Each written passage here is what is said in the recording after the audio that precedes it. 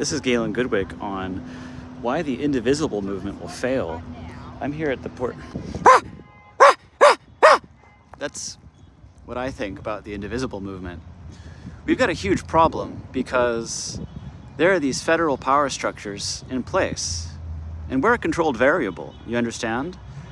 They don't care that we're protesting. We're like dogs barking up at a tree, that a cat that knows exactly what it's doing. The cat can jump from branch to branch because it's got all of these interconnected networks. They're way above us, they have incredible power. And the thing that we're doing wrong is being out here barking at protests.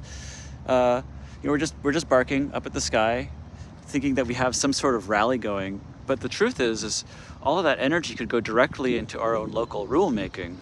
I'm working on a counter philosophy to federal power.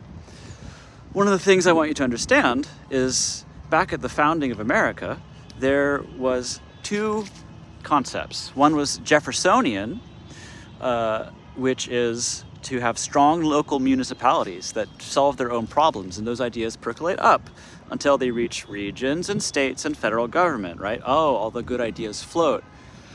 The other concept was Jacksonian, which was a strong federal power that governs over everything. We know from studying small countries and large countries that large countries are fundamentally difficult to maintain and regulate. And when at any time you're trying to apply universalism onto everybody at all, you're immediately going against the universe. The universe is actually based on paradox. Paradox means that it's the divide and the diversity between things that holds the tension to keep everything together, to keep existence resonant. And we've made the mistake to think that even though we have a paradox here in Port Townsend, or that there's a paradox between us and federal rules, we think, oh, we have no power.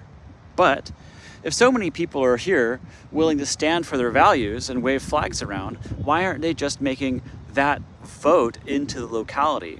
Isn't the fundamental source of democracy the power to vote?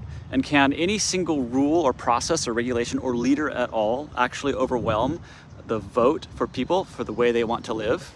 And really this turns into the idea that America can be reorganized into cultural geo-realms, which means people who are voting for rules in a certain way, even if they might be diverse or animalistic, means that group of people lives by their own law. And as long as they're evolving their culture and their own rules, then they still count. But if they're doing harm or if they're degenerating, then they need the federal government. So this is the thing. We need to have both Jeffersonian and Jacksonian rule.